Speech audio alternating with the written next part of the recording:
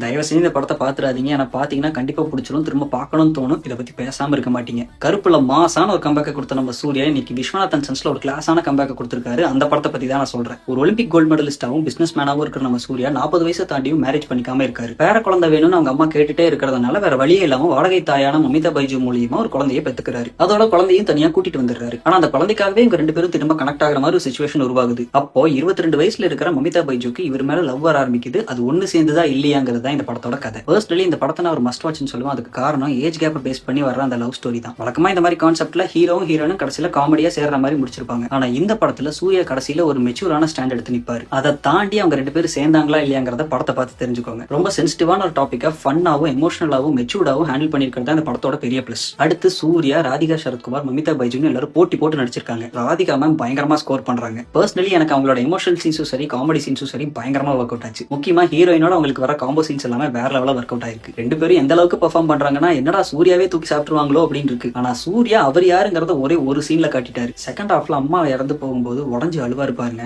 நம்மளையும் கூட சேர்ந்து கண் கலங்க வச்சிடறாரு. இதெல்லாம் ஒரு பக்கம் இருந்தாலும் மனுஷனோட ஸ்கிரீன் பிரசன்ஸ் பயங்கரமா இருக்கு. கஜினில பார்த்து அந்த சஞ்சய் ராமசாமி அப்படியே திரும்ப கொண்டு வந்திருக்காங்க. முக்கியமா கிளைமேக்ஸ்ல ஒரு சால்ட் அண்ட் பெப்பர் லுக்ல வருவாரு பாருங்க, மனுஷன் அப்படி இருக்காரு. ஒரு சில சாங் சுமாரா இருந்தாலும் ஜிவி பிஜிஎம்ல தூக்கி நிறுத்திட்டாரு. ஏன்னா ஆக்ஷன், எமோஷன், ஃபன்னு எல்லா சீன்ஸ்லயுமே பயங்கரமா நம்மள கனெக்ட் பண்ண வச்சிருக்காரு. நெகட்டிவ்ஸ்னு பாத்தீங்கன்னா ஃபர்ஸ்ட் ஒரு 10 மினிட்ஸ் மட்டும் கொஞ்சம் எக்ஸாஜரேட்டடா லைட்டா கிரிஞ்சு தட்டுது. ஆனா அதை தாண்டினதும் படம் ஆரம்பிச்சதும் தெரியல, முடிஞ்சதும் தெரியல. நான் ரொம்ப என்ஜாய் பண்ணேன். நீங்களும் தியேட்டருக்கு போய் என்ஜாய் பண்ணிட்டு எப்படி இருந்துச்சுன்னு சொல்லுங்க. சோ ஓவராலா இது ஒரு மஸ்ட் வாட்ச் ஃபேமிலி என்டர்டெய்னர். எல்லாரும் குடும்பத்தோட போய் பாத்தீங்கன்னா ஜாலியா என்ஜாய் பண்ணிட்டு வருவீங்க. இந்த படத்துக்கு என்னோட ரேட்டிங் 4 out of 5. இந்த மாதிரி இன்ட்ரெஸ்டிங்கான விஷயங்களை சொல்றேன்னா மறக்காம ஃபாலோ பண்ணிக்கோங்க.